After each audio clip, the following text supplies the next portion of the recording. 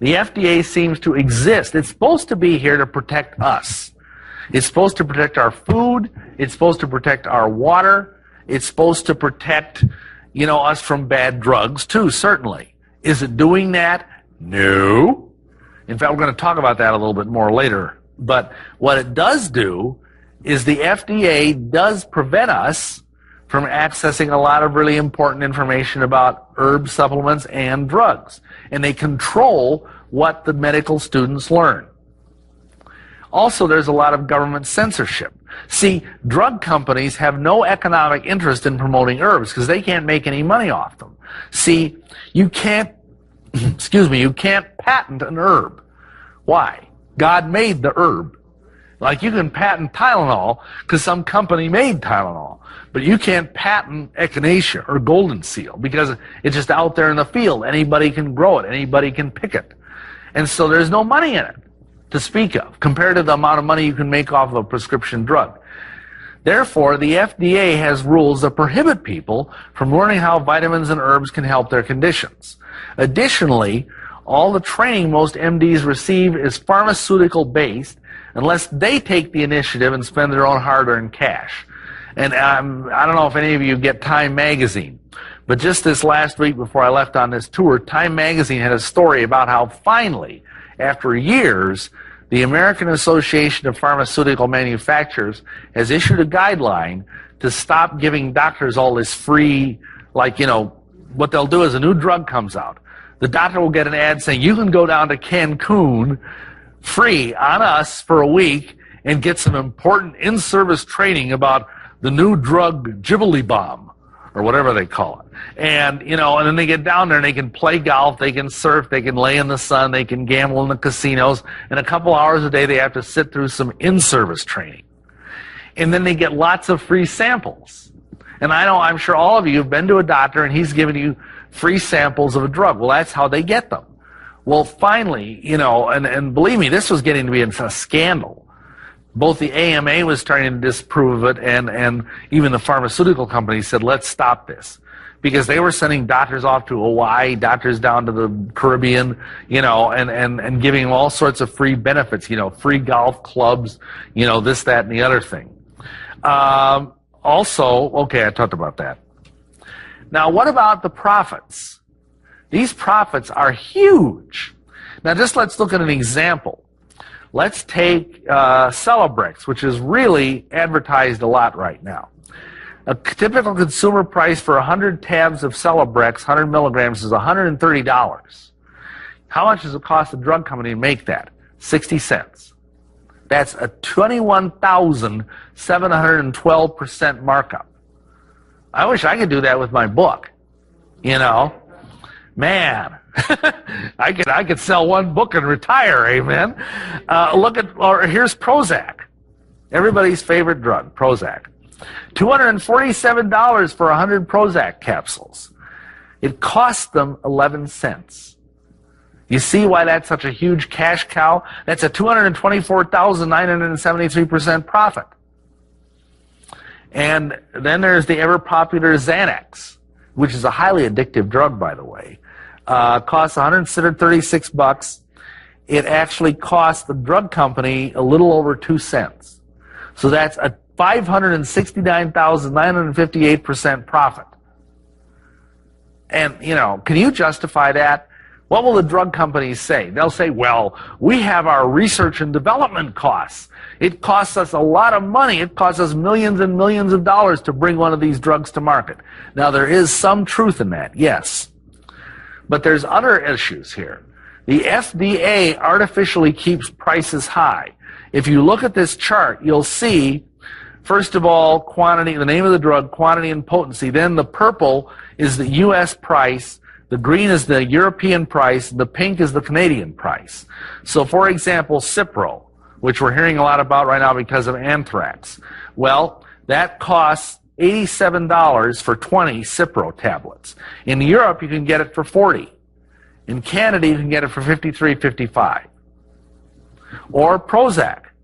Prozac, $91 for 20 capsules. In Europe, it's only $18.50. And in Canada, it's $20.91. You could just drive 800 miles north or whatever it is, and, but that's illegal. The FDA, if they catch you crossing the border with your Prozac, you'll get busted for illegal drugs, even though it's the same drug. And if you try and go on, there's all sorts of websites you can go to where you can buy drugs over in Europe. You have a prescription, it's a perfectly legitimate prescription, you give them the number and they'll sell you the same drug at like half the price. But if the FDA catches it going through the border, why aren't these guys watching for terrorists, Anyhow, if they catch it, they confiscate it and you're out your money. And plus, the FDA has put pressure on these other countries to shut down these operations. Just like, we put the squeeze on Colombia to shut down the cocaine thing.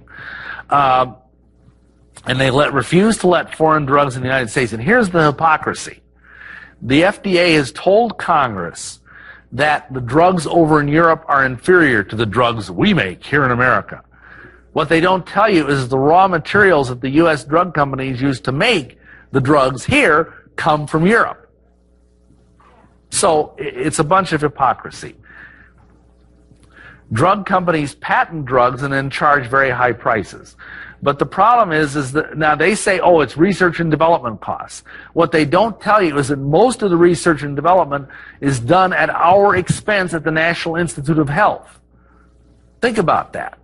Here's a taxpayer-funded, awesome laboratory. I mean, this is like the state-of-the-art world laboratory for doing biochemical research in medicine. And our tax dollars are paying for it. Then when they come close to discovering some wonderful drug, the drug company snaps it up and patents it. And then turns around and we pay for it twice if we buy the drug. Additionally, not many new drugs that come on the market are really new. They're just tiny variations on old drugs. Why do they do that? Well, like, for example, let's take Prozac. You saw the kind of money Prozac is making. Well, the patent on Prozac is running out. There's not much they can do about that except, try and bribe the generic companies, which they sometimes do, to not make generics.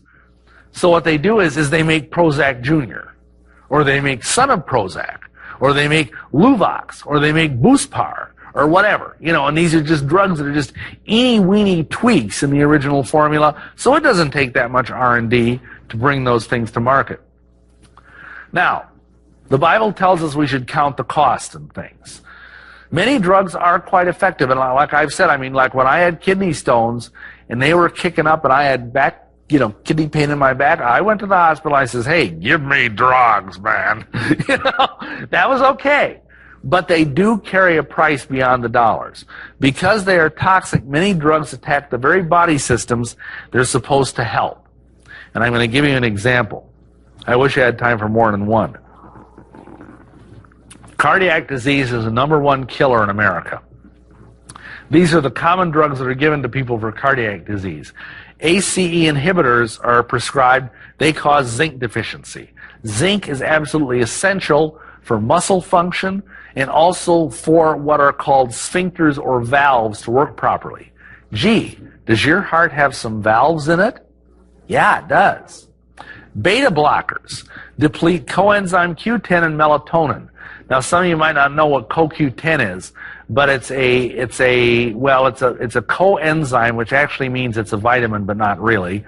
And it's very helpful to the heart because what it does is it energizes the mitochondria of your cell, which is the energy factory within each and every cell of your body, to give the muscles energy to work.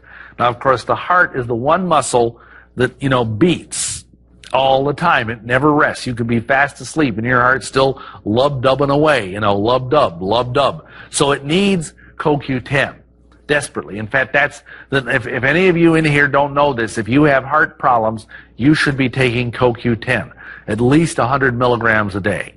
It's a little expensive, but believe me, it's worth its weight in gold. Calcium channel blockers deplete potassium.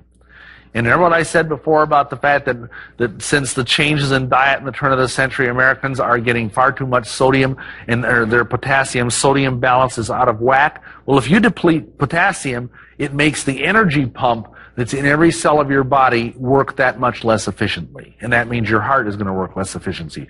Digoxin. which is a major heart stimulant, depletes calcium, magnesium, phosphorus, and vitamin B1. Hydralazine, another key drug, depletes CoQ10 and vitamin B6. You absolutely have to have vitamin B6 for your heart to work. So the very drugs that are supposed to be helping you are actually, and it's like basically what happens is once you get on these things, unless you take these supplements to help your body out, and then take more than normal, in fact, you're going to be on those things the rest of your life, and probably in ever-increasing doses. And of course, that's what the medical, or at least the pharmaceutical companies want. They want you hooked on these things. Now, we talk about the drug war and everything. Believe it or not, far more people die every year from prescription drugs than die from illegal drugs. I mean, you could take all the people that die of heroin overdose or meth or ecstasy. We're hearing a lot about kids dying. And I'm not diminishing the tragedy of kids or adults that die from illegal drugs. What I'm saying is it's nothing compared to the people that die from killer drugs. And see, here's the difference, okay? If you are an adult or a young person and you're dumb enough to get into heroin or meth or ecstasy, you know it's dangerous. You've been told by your parents and your teachers and the DARE program or whatever the heck, you know, that it's dangerous. You figure, well, I'm a kid, I'm going to live forever, so I'm going to take this anyway. Ha, ha, ha. What do you know? Well, on the other hand, these prescription drugs, we're told they're safe. You know, we aren't told that they have these, well, we're told they have side effects, but they're kind of minimized. Now, Lancet magazine is like the official journal of the British Medical Society. It indicated the number of deaths from prescription drugs tripled between 83 and 93. Now, JAMA, that's the Journal of the American Medical Association, showed that 106,000 hospitalized patients. That's not the people that are dying at home in their bed. These are hospitalized patients die annually from drugs. 2.2 million suffer serious complications. And again, these are from prescription drugs. Drug reactions are the fourth leading cause of death in America. Think of that. They're right behind, you know, heart disease, cancer, and AIDS. This is a statement by a guy from Harvard Medical School. Medicine is now a high-risk industry like aviation, but the chance of dying in an airplane accident is 1 in 2 million, while the chance of dying from a medical accident is 1 in 200. Think of that. You look at a big hospital, probably like one you might have in Kansas City, 200 people probably go in and out of that place every day. One of them probably will die, and not just from old age. I already said this, but pharmaceutical drugs kill far more people than illegal street drugs. Now think of this. Drug deaths are the daily equivalent of a jumbo jet crashing and killing every single one of its passengers every day of the year. 290.4 people. Now imagine this. Let's say you're Boeing and you're making jets. And every day, a Boeing jet crashes. You know, just... You think there'd be an outcry? You think the press and the government would be all over Boeing like a cheap suit? Of course they would. But where's the outcry? Why isn't 2020 and 60 Minutes and all the rest doing big exposés on this horrible thing? You know, we're all stunned because 3,000 people were killed in the World Trade Center incident. But heck, that's just 10 days of what goes on in taking drugs in America. I'll tell you where the outcry is. These news agencies, ABC, CBS, NBC, and so on, are getting millions and millions of dollars from the drug industry, and they aren't going to say much. There's a problem of bias as well. The FDA is very, very slow to react to drug problems. And we're going to talk about that more in a couple of minutes. But it's really kind of a scandal. They won't do anything. I mean, it's like, you know, half the country has to be dead before they'll take a drug off the market. Also, there's evidence of FDA preference for drug treatments over other methods that work better. And the other thing that really irritates me, and I kind of alluded to this, is media like television almost every night on the news in our area, at least in eastern Iowa, we get these puff pieces about the wonderful hospitals and the wonderful drugs and this new drug came out and how it's going to help so many women with this or so many men with that or children or whatever, and how great this is. And then they downplay the drug deaths. You never hear about them. But man, oh man, if somebody gets sick from a vitamin or if somebody gets sick from an herb, it's practically, front page, 25-point headlines. So, that isn't balanced. That isn't balanced at all. Think of it this way. In the past decade, over 1 million people have died from taking properly prescribed pharmaceutical drugs, and very little is done about it. In the same time, less than 5 people have died from herbs, and yet comfrey is now a controlled substance. It's a very wonderful herb, but you can no longer buy it for internal consumption in any health food store legally. You can buy it if you buy it like in bulk, and it's only going to be used as a poultice or something, but you can no longer get it in a capsule. And that's, I think, a real serious crime against humanity. Forget the human tragedy for a moment. Look at the money. James Duke, who's an awesome herbalist, and he's also a USDA licensed medical botanist, points out that drug reactions cost the citizens of this country $136 billion a year, and the drug companies only make $100 billion. So we're actually losing money, aside from losing lives. But like a preacher friend of mine said, if it don't make sense, there's a buck in it.